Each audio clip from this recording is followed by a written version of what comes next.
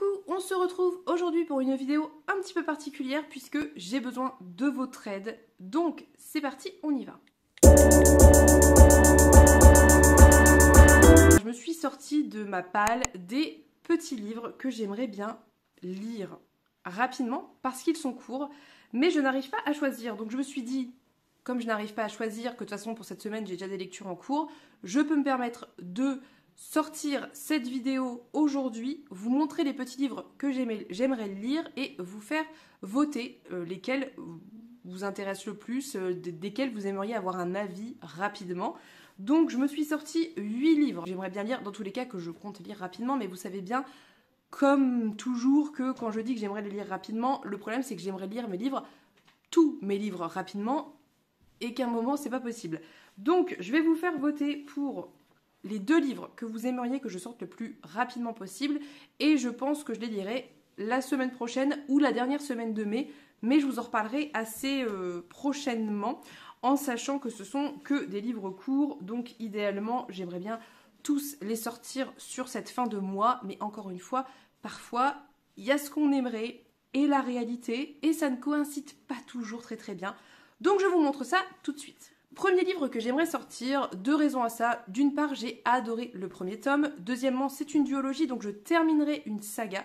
C'est Éclat miroitant d'Alix E. Harrow, qui est donc le 2e volume de la saga Contes fracturés que Pénélope m'a offert. J'étais très contente qu'elle me l'offre parce que j'avais très envie de lire ce 2e tome, mais que comme vous le savez peut-être, je l'ai déjà évoqué, le rayon de l'imaginaire, donc c'est Hachette, est quand même assez onéreux. Les livres du rayon de l'imaginaire de manière générale sont assez chers. Donc forcément quand c'est pour soi on a plus de mal à investir une grosse somme dans un petit livre, comme vous le savez peut-être, c'est vraiment, voilà, vous voyez, les marges on peut pas faire plus grand, les interlignes pareil, donc vraiment je pense que ça a beau donner l'impression que c'est pas si petit, en réalité il y a concrètement 230 pages sous ce format là. Je pense que c'est l'histoire d'1 heure et demie, 2 heures à tout péter, donc c'est un truc qui se lit en une session. Donc, je vous rappelle, Éclat miroitant, c'est la suite d'Éclat dormant. Éclat dormant qui était une réécriture subversive et féministe de Blanche-Neige. J'avais adoré, je sais que c'était pas le cas de tout le monde, mais je pense que c'est peut-être encore une fois un livre qui fait partie de cette catégorie de livres mal marketé, mal vendu, pas vendu au bon public, parce que très concrètement, on n'est pas dans de la romantaisie, on n'est pas du tout là-dedans, on est vraiment dans un livre féministe qui parle de sororité, et ça peut être peut-être déstabilisant si on s'attend à une réécriture de contes plus classiques, comme on peut en voir pléthore sur toutes les tables de librairie. Donc voilà, ici a priori, comme l'indique ou le laisse présager cette couverture, on sera plutôt sur une réécriture de Blanche-Neige. Donc je suis très curieuse, j'ai très envie de le sortir, donc n'hésitez pas, si vous avez envie d'avoir mon avis sur ce tome et la duologie de manière générale, à voter pour ce titre. Autre livre que j'aimerais sortir rapidement, que je comptais sortir rapidement en fin de mois dernier, et ça s'est pas fait, c'est Kwanee de Mélanie Fievé, publié chez La Volte. J'aime beaucoup ce que propose La Volte, et ici on est dans la collection Utopia, si je ne dis pas de bêtises. Utopia signifie le lieu du bon, le lieu idéal. Voilà, donc c'est la collection Utopia. Et de mémoire, on est sur... Ah ouais, c'est ça. Le capitalisme est mort, la révolution est faite, la terre sauvée. Une petite partie au moins, ce qu'on a pu. Et donc on va suivre un archipel qui s'appelle Kwanee, où il y a des espèces de résistants qui sont nostalgiques de l'ancien régime et qui vont vivre un espèce de tremblement de terre, je crois. Enfin, je sais plus très bien, mais j'ai pas envie de le relire. C'est tout petit, hein, vraiment, c'est tout rikiki parce que ça fait 110, 120 pages, 115 pages. Donc j'aimerais bien le sortir. Si jamais ça vous intéresse, encore une fois, n'hésitez pas à voter pour celui-ci. C'est vraiment un livre qui me fait très envie, qui, à mon avis, peut être très intéressant. Je crois que c'est Camelot Magicadou qui l'a lu récemment et qui a beaucoup aimé. Donc je serais très contente que vous me poussiez à le sortir. 3e livre, il était dans ma palle du 7 jours 7 livres et il n'en est pas sorti, le pauvre. C'est un cadeau de Pénélope et c'est Lancelot avancé en armes d'Alex Nikolavitch, qui est donc une sorte de réécriture de l'aventure de Lancelot, du moment où Arthur arrive au pouvoir et où Lancelot va aller en Angleterre, qui à l'époque n'était pas l'Angleterre mais la Bretagne du coup, et ça a l'air très chouette. C'est publié chez Les Moutons Électriques. J'ai confiance de manière générale en ce qu'il propose, et pareil, il a l'air assez impressionnant, mais c'est vraiment une police énorme. Donc ça fait 215 pages, ça peut très bien se lire. J'aimerais beaucoup le sortir, c'est pas que j'ai pas envie, hein, c'est juste que si on m'aide, en général, ça sort plus vite que si c'est juste moi. Donc n'hésitez pas si ça vous intéresse. Là, on est vraiment dans autre chose plutôt historique a priori. Je ne pense pas qu'il y ait d'aspect fantastique, mais c'est possible que ça s'insère puisqu'on est quand même dans la Bretagne, encore un petit peu des contes de fées avec toute la faillerie et tout. Donc ça peut être très chouette, très curieuse de le découvrir. Donc si jamais un avis sur ce livre vous intéresse, votez pour celui-ci. Ensuite, petit recueil que j'avais aussi mis dans mon 7 jours 7 livres que je n'ai pas lu, c'est le recueil des Utopiales que m'avait offert Juliette à l'occasion des Utopiales, sans grande surprise.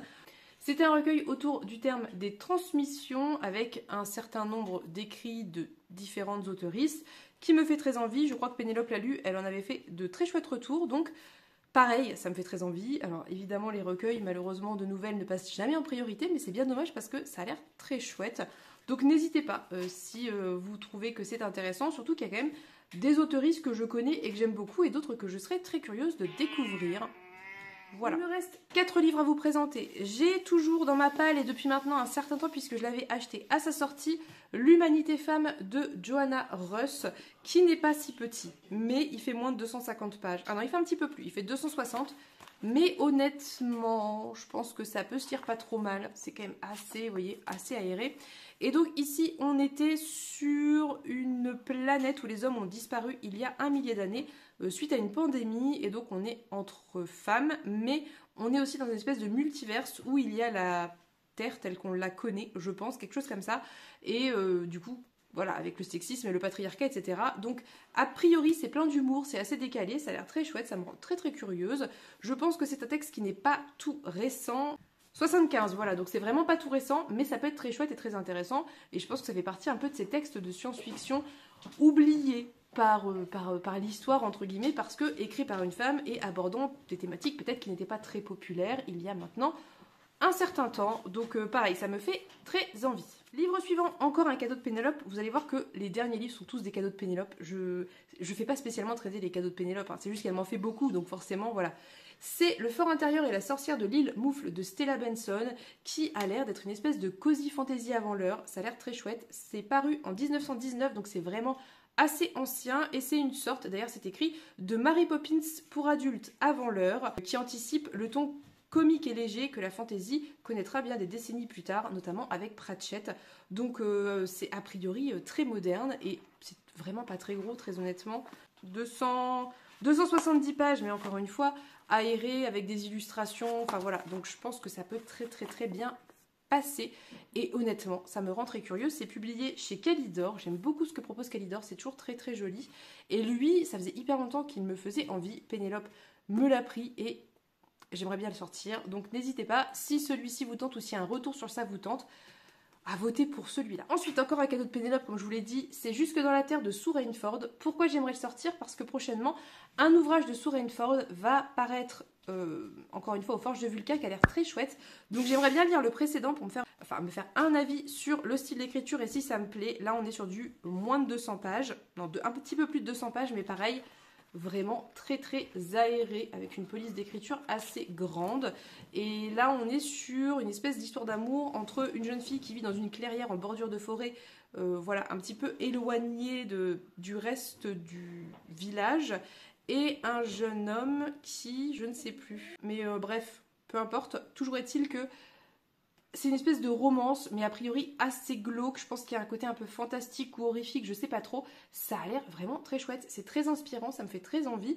Et encore une fois, je vous dis, il y a un prochain ouvrage de l'autrice qui va sortir bientôt, qui me tente à fond. Je vous remettrai la couverture là, ça a l'air super intéressant, mais j'aimerais bien d'abord me faire un avis sur le style de l'autrice, parce que si vraiment j'aime pas du tout l'écriture, ça sert à rien que j'en prenne un autre derrière. Donc voilà. Dites-moi ce que vous en pensez, est-ce que ça vous fait envie? Je sais plus qui l'a lu récemment, mais j'avais vu plutôt un bon retour dessus en disant que c'était un peu glauque, un peu décalé, un peu dérangeant, mais au demeurant très intéressant. Dernier livre, c'est un semi-graphique, puisque c'est libre. Donc écrit par Ovidie, illustré par Digli, donc c'est manifeste pour s'affranchir des dictates sexuels. Évidemment, si je vous dis Digli, vous vous doutez bien que c'est elle qui a illustré, donc voilà, on a pas mal d'illustrations, mais c'est pas non plus complètement un illustré, donc c'est pas comme si c'était un graphique, quoi. Il y a quand même pas mal à lire, je pense que c'est quand même aussi un propos qui est assez profond, enfin en tout cas assez intéressant et assez complet, donc c'est quand même une véritable lecture, ces collages, je pense que ça a quand même demandé un certain temps, mais au demeurant, ça reste dans mes petites lectures parce que ça, c'est pas non plus 400 pages, quoi. C'est une centaine de pages, 115 pages. Donc voilà, je ne sais pas très bien de quoi ça parle, si ce n'est ce qu'en dit le titre, ce qui est, je pense, largement suffisant. Mais par exemple, chapitre 1, c'est Sirop de corps d'homme, chapitre 2, c'est Gras double, chapitre 4, c'est Bouge ton boule. Voilà, donc je pense qu'on est sur un petit peu peut-être comme l'écrit d'Ovidie qui est La chair est triste, hélas. Je ne sais pas, en tout cas, ça m'intéresse beaucoup, évidemment. C'était dans ma wishlist, c'est pour ça que Pénélope me l'a pris. Et je serais très curieuse de vous en reparler. J'aime beaucoup les dessins de Digli en plus, donc ça va être un petit plaisir à lire. Mais pareil, il traîne alors que j'ai très envie de le lire. Voilà, c'est assez rapide parce que je ne vais pas rentrer dans les détails. C'est vraiment une petite palle de petits livres. Choisissez-en un ou deux, mettez-moi ça en commentaire et je ferai ça milieu de semaine prochaine ou semaine d'après ou plus tard. Évidemment, l'objectif c'est que je les lise tous, mais si je vois que je ne vais pas y arriver parce que trop de LC, trop de projets, je prendrai en priorité les deux qui auront été sélectionnés et je vous en reparlerai assez rapidement pour que vous ayez mon retour dessus. Donc choisissez ceux qui vous font le plus envie, ou en tout cas pour lesquels mon avis vous intéresse. N'hésitez pas aussi à me dire si ça vous intéresserait que je vous fasse une palle avec quelques gros pavés. J'en prendrai peut-être pas 8, peut-être que 5, à vous faire voter, à vous faire choisir, parce que pareil, c'est aussi des livres qui traînent parfois parce qu'ils sont très gros, et ça pourrait m'aider d'avoir votre avis. C'est toujours le problème avec les petits et les gros livres, c'est que les petits on se dit ça va se lire vite donc ils traînent, et les gros c'est des gros donc ils traînent. Bref, j'espère que cette vidéo vous aura quand même plu, même si c'est très court et qu'il n'y a pas forcément de propos de fond. N'hésitez pas à m'en faire un retour. Sur ce, je vous souhaite une très bonne journée, je vous fais de gros bisous et on se dit à bientôt pour une prochaine vidéo. Bye bye!